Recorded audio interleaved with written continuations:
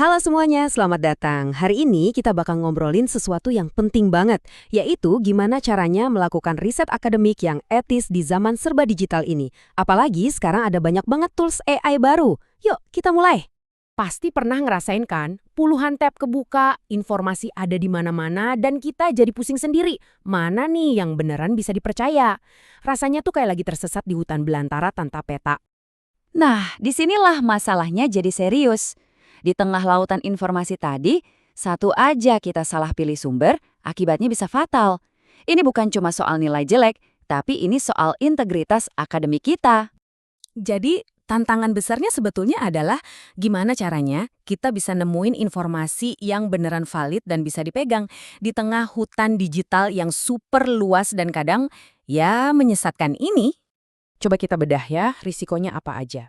Kalau kita pakai sumber yang nggak jelas, kita bisa 1. Kena tuduhan plagiarisme. 2. Tanpa sadar malah ikut nyebarin hoax. 3. Bisa bikin kesalahan fatal di penelitian kita. Dan yang paling parah, integritas akademik kita jadi taruhannya. Terus solusinya gimana? Kuncinya ada di satu prinsip ini, etika informasi. Anggap aja ini kompas kita. Artinya simpel. Kita harus jujur, kita harus bertanggung jawab sama info yang kita pakai. Dan yang wajib, selalu cantumkan sumbernya. Selalu. Oke, sekarang kita udah pegang kompasnya. Langkah berikutnya, kita perlu membekali diri kita dengan peralatan yang pas supaya bisa menjelajah hutan informasi ini dengan selamat. Alat pertama dan mungkin yang paling sering kita dengar, Google Scholar. Ini semacam mesin pencari, tapi khusus buat karya-karya ilmiah. Enaknya kita bisa akses jutaan artikel dan jurnal, terus bisa lihat juga berapa kali artikel itu dikutip orang lain. Tapi, ya ada kurangnya juga. Beberapa artikel itu dikunci di balik paywall, alias kita harus bayar buat baca isinya. Berikutnya, ini khusus buat konteks Indonesia, dan ini harta karun banget. Namanya Garuda, dari Kemdikbud. Isinya itu kumpulan jurnal nasional yang sudah terakreditasi, sebagian besar pakai bahasa Indonesia, dan yang paling keren, semuanya gratis. Ini sumber daya yang luar biasa banget. Terus, jangan pernah remehkan kekuatan perpustakaan ya. Lewat OPAC atau katalog online Perpus Kampus dan Ipusnas, kita bisa akses koleksi buku-buku akademik resmi. Ini sumber yang jelas udah lewat proses editorial yang ketat, jadi bisa banget diandalkan.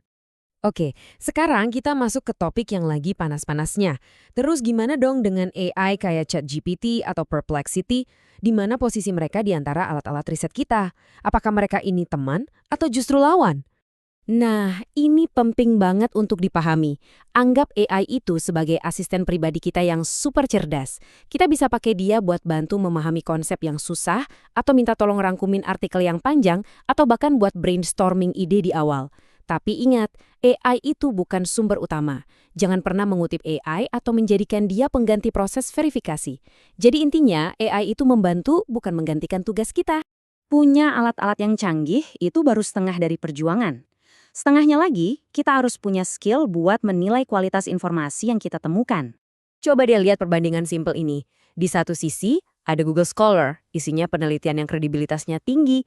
Di sisi lain, ada Wikipedia. Wikipedia ini oke banget buat cari gambaran awal suatu topik, tapi jangan pernah jadikan Wikipedia sebagai rujukan utama di karya ilmiah Anda. Sekarang kita lihat lebih detail di tabel ini ya. Google Scholar, Garuda, dan OPAC itu ada di level paling atas. Kredibilitasnya tinggi. Wikipedia oke lah buat referensi awal, tapi jangan dikutip. Nah, coba lihat posisi AI. Kelayakannya itu cuma sebagai alat bantu. Kenapa? Karena akurasinya itu sangat bergantung sama data yang dipakai buat melatihnya. Dan AI ini sering banget berhalusinasi. Dia bisa menciptakan informasi yang kelihatannya meyakinkan, padahal salah total. Bahkan bisa sampai bikin kutipan ke sumber yang nggak pernah ada. Ini bahaya banget. Oke, kita udah punya alatnya, kita juga udah tahu cara menilainya. Sekarang saatnya kita bikin aturan main yang jelas. Inilah kompas etika digital kita. Aturannya sebenarnya simple, tapi dampaknya besar. Yang harus dilakukan, selalu citasi semua sumber yang Anda pakai. Gunakan AI dengan bijak sebagai asisten, bukan penulis. Dan yang krusial, selalu bandingkan informasi dari minimal 2 sumber terpercaya. Sebaliknya, yang harus dihindari, jangan pernah copy-paste mentah-mentah, jangan bergantung 100% sama AI, dan jangan pernah mengutip informasi tanpa cek ulang kebenarannya. Jadi, apa sih kesimpulan dari semua ini? Intinya adalah tentang bagaimana kita bisa jadi peneliti yang cerdas dan bertanggung jawab di zaman yang serba canggih ini. Saya suka banget kutipan ini karena ini merangkum semuanya dengan pas.